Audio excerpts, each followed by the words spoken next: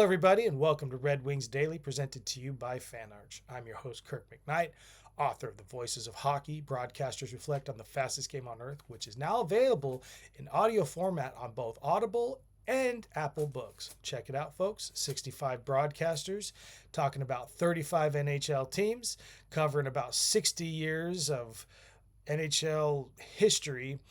Plenty of craziness, but let's end the plug right now. I am coming to you from the southwest corner of Washington State. I am 2,454 miles from Little Caesars Arena. Now, the Red Wings will return to action tomorrow night at LCA, taking on the San Jose Sharks. We'll talk a little bit about them in our League Laundry segment.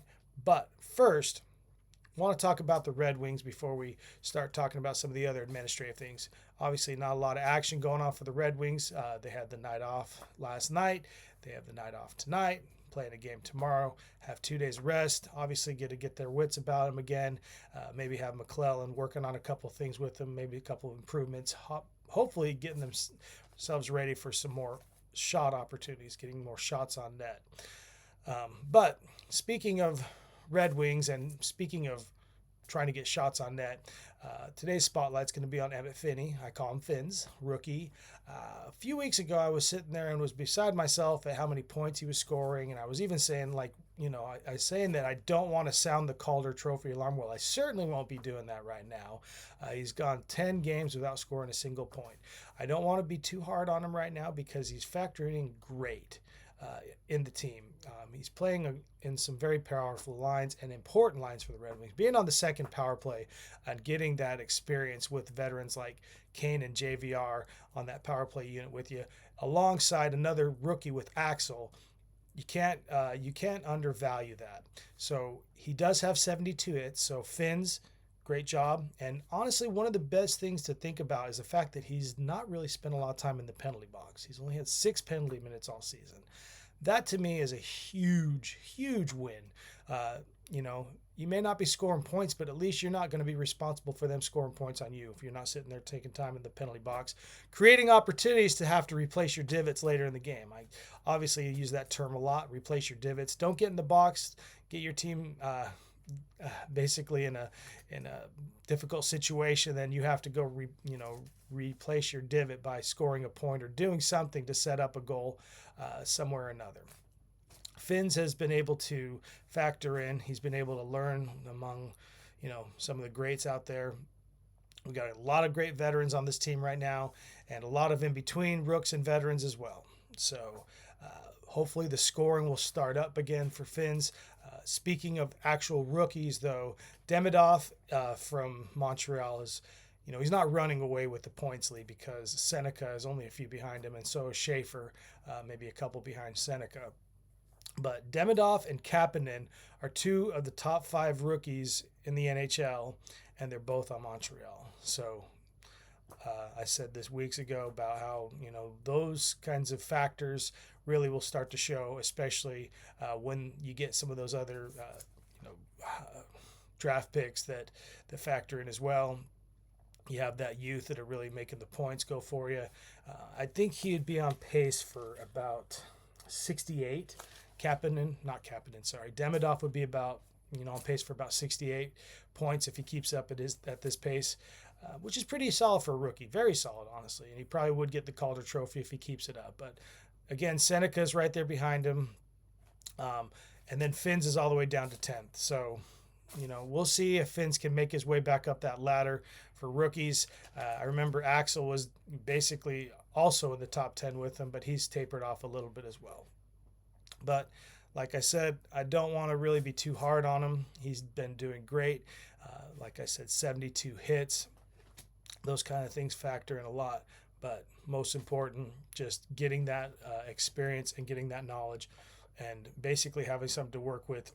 To say on your resume that you play on the power play line with Patrick Kane, you have to type anything beyond that. But JVR, he's also a big help too. So we'll see how Fins, if he can basically get out of this funk and start to get a couple points here in the next game or two. So basically, we're a few weeks out Now I think we're about 6 weeks out, more or less, from the trade deadline on March 6th.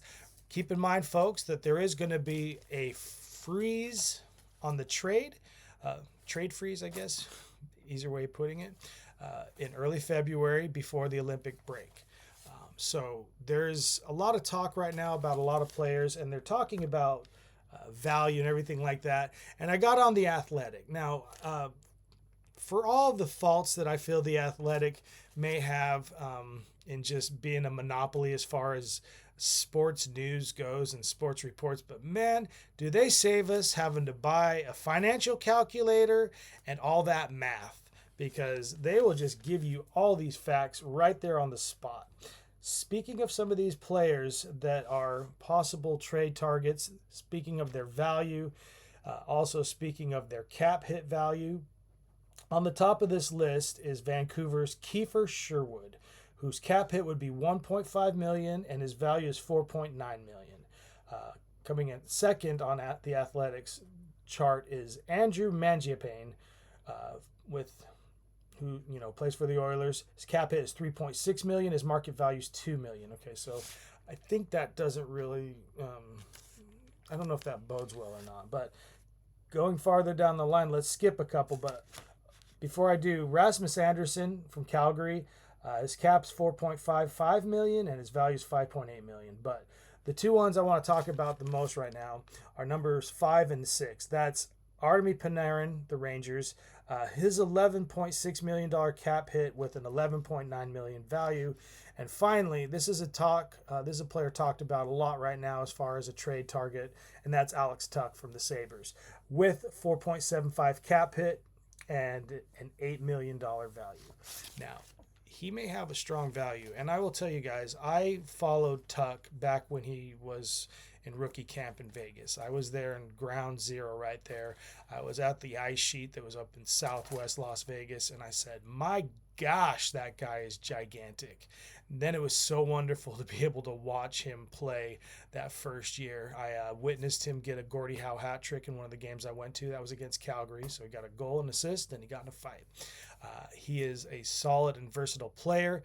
I'm not going to do sacrilege by saying he's Datsukian, but I have seen some serious drives by him where he has cut through defensive lines and split them up and has gone to the hole and really just left our mouths dropping as if he were not somebody as massive as he is.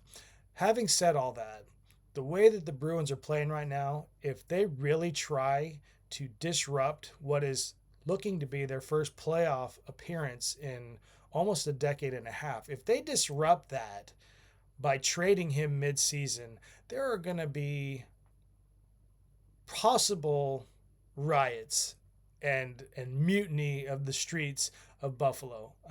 I'm just telling you, don't mess with it if it ain't broke. Keep that guy. You had to give up a lot to get Alex Tuch, just so you know. Obviously, you traded away bigger value in Jack Eichel, but that was part of the Eichel trade, was getting Tuch. I'm not saying that he is the equivalent of Eichel, because he clearly is not, but he is young and he is a solid player and is somebody that I feel like they should hang on to if they really want to keep making waves. So whether or not he's going to be traded or not, I don't want to sit there and eat my hat come March 6th, seeing him play somewhere else, because right here and now on January, blah, blah, blah, I said this wasn't going to happen. But I really don't think it would be a good idea for Buffalo, just strictly from a fan's dedication point and loyalty point, to get rid of somebody like Alex Tuch. So just saying that, I think he's a solid player. I really felt like he was going to be the future of the Golden Knights when you saw what his age was and what players like Marchessault and those guys were. And then obviously he's gone in a flash, and in comes Eichel. They win the Stanley Cup. So all is forgiven in that sense. They obviously made the right move with that. But still, it was a hard pain for me to have to say goodbye to Alex Tuch, but obviously worth it with the Cup coming the next year for Vegas and for them to get that. So I don't really see that happening. But looking at Panarin, the Rangers maybe getting into that kind of situation.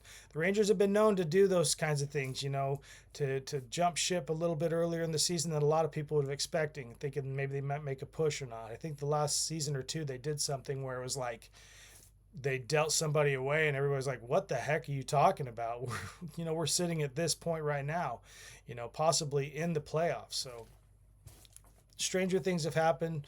We'll just have to see. I really don't understand the cap hit versus the market value. Like I said, that's for the Athletic to decide. They're the ones that actually pay the money and get the tax write-off for those financial calculators. But I do know what I feel. I feel like there are some teams that are ready to deal. So Rasmus Anderson, I think, is going to be one of those players that's going to be dealt. Calgary's probably looking to unload that. And maybe even, like I said, about Sherwood, Vancouver may also be looking to unload that. We'll see what happens.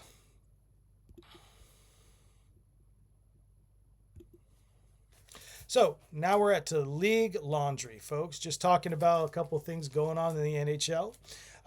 Western Conference. We've been talking a lot about the Metropolitan and the Atlantic, and seeing as how we had pretty much a day off from the Lightning playing, the Red Wings, and the Canadiens playing for those top three spots. The Canadiens today may, jump over the Red Wings and take second place in the Atlantic, depending on how they do. But going over to the Western Conference, it's been pretty interesting to see things. Now, I've obviously been talking so much about that Central Division with Colorado doing what they're doing, Dallas doing what they're doing, and Minnesota doing what they're doing, that we're kind of overlooking what is becoming a very interesting wild card race. Now, the top three, I already mentioned the top three in the Central. That's Colorado, Dallas, and Minnesota. The top three in the Pacific right now, I believe, are the Vegas Golden Knights in first. They've been winning. Guess what? They found out a way to get 2 points out of a game rather than one. It seemed like that 1 point was all you were basically expecting out of the Golden Knights night in and night out. But now they've managed to win 4 straight points in 5 straight. And they have, with tonight's game, basically now they have 2 games in hand and up 2 points on Edmonton. So Edmonton's in there at second, and the Kraken are in there at third. So those 2 wild card spots, though, in the West now go to, guess what? Utah Mammoth and San Jose Sharks. Pretty amazing. It's amazing what one can do when you actually spend money on a team. I was in Arizona for a few years. I've only been up here in the Pacific Northwest for a year. So I was down there in Arizona going to Coyotes games and seeing this whole just phoning it in or just giving up or just not putting in the efforts that you need to, and just nobody showing up for this team, nobody spending money, players becoming obviously rentals for the remainder of the season, then basically sold off at a higher price to somebody else. But Gostischer played in Arizona. I was there witnessing him, and I was grateful for the Red Wings to have him, but they only had him for a short while before, where's he at now? Carolina. And then another player for Arizona that was hot and that was on people's minds, and then ended up becoming another team's rental. And well, actually, I think he's kind of stayed there for a while. But Washington's Chichurun, I know I messed that up. It's Chichurun, but I have his bobblehead over here behind me. But yeah, obviously he was one of those players that wasn't going to last long in a market where the owner wasn't looking to spend. And the Mammoth, with the Smiths taking over for them, they own the Utah Jazz, they own the Utah Mammoth. They spent a little bit of money, and they've gotten a couple of players, Peterka and Sergachev, spending those money on those guys, and also being a former, Vegas resident and being around the Golden Knights in year one. Another player to think about is Nate Schmidt. They picked him up. He won his cup, so he's, anything that happens from here on out in his career is gravy. I was grateful that Nate Schmidt was able to win a cup with Florida because he missed the bus. He had already gone on from Vegas before they won the cup in 23. So for him to basically experience what he did in that year one magical expansion season that they had, their inaugural year, and still be able to, get a cup and get a ring a few years down the road, I was happy for him. But the Mammoth, obviously, that would be a huge David versus Goliath 1 versus 8 with Mammoth and Colorado. They're geographically practically next to each other. But that would be quite an interesting matchup. But another one is the Sharks, are basically sitting at the 8th seed right now. And a lot of people would not have thought that the way the season started. But the Sharks have had some fight in them, and they've actually been able to show up a lot of times. So that makes me a little scared for Friday's matchup because they're playing pretty hot, and they're definitely not somebody to be overlooked. But that's how it's sizing up over there in the Western Conference. We'll see how long that lasts. We'll see how long that the Seattle Kraken can hold out. They've been really hot.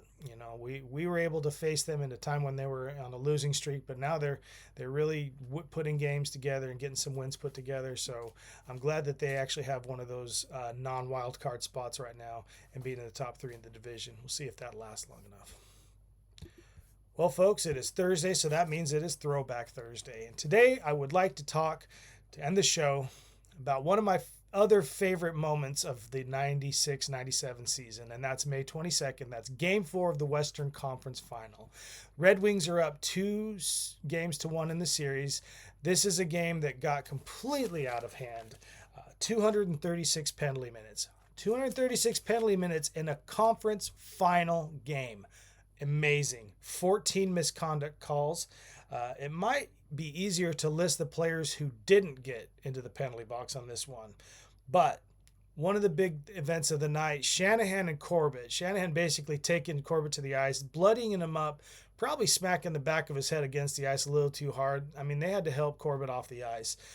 Shanahan ended up getting the game misconduct for that fight, and Corbett actually got into a fight a little bit later and got game misconduct. So looking at the fighting penalties from this game,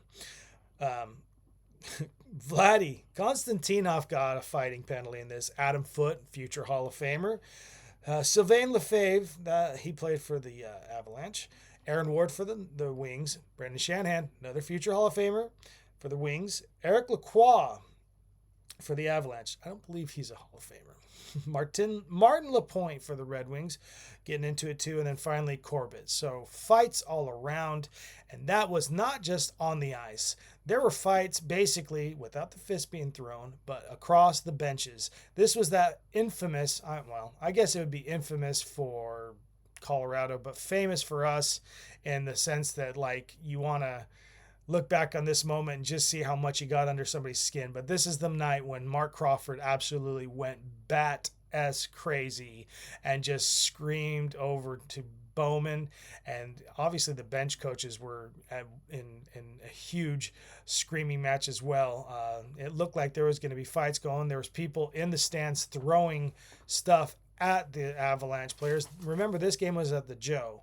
So obviously, nobody was showing any preferential treatment to the Colorado Avalanche, especially at those times. Greatest rivalry in major sports in the last, I would say now, the last half century. Forget Boston and New York in baseball. Forget that. This was the rivalry of all rivalries, in my opinion, over the last half a century in major sports. But the game itself, after all that, the game ended with Red Wings winning 6-0. It wasn't the nail in the coffin for the Avalanche. This game in particular was not the nail in the coffin, but it was the backbreaker. This was the time that the Red Wings took a 3-1 series lead over the mighty Avalanche, who had outdone them most of the season, except for Bloody Wednesday. The Red Wings were able to finally get a win against them. And yes, we're able to get this series win against them 4-2. This could have been a really pivotal game for the Avalanche to really maybe put the Red Wings back on the ropes. But instead of tying the series 2-2, they go down 3-1. A 6-0 shutout. Vernon in goal, tearing it up. He won the Conn Smythe that year. And then they ended up losing Game 5 to the Avalanche, but really, it was just an inevitability. The Red Wings won Game 6, went on to sweep the Flyers in the Stanley Cup Final. So, I mean, just what a magical 96-97 season. And I love to be able to talk about it in these Throwback Thursdays. Watching Sergei Fedorov's number retirement ceremony made me itching to look back to the good times, and that team was definitely a great team. And seeing Shanny on the sideline, he still is a good looking dude, sitting there for celebrating Sergei. Shanahan was always a looker, but he was a fighter too, and he brought a lot of fight out in that season. I loved it when he just spear tackled Waugh during Bloody Wednesday to keep him from getting at McCarty and Lemieux. Great times. Anyway, so tomorrow's show we'll talk a little bit about a preview of the San Jose game, and we'll do a little bit of a free-for-all, maybe find something else to talk about in the league. But for the time being, this has been Red Wings Daily, presented to you by FanArch. I'm your host, Kirk MckNight. Once again, check out the Voices of Hockey. It's available on audio. And folks, subscribe, like, comment, everything. We are welcoming all your input, and we want to keep on growing. So thank you all for your support, and thank you all for tuning in. And LGRW from the PNW.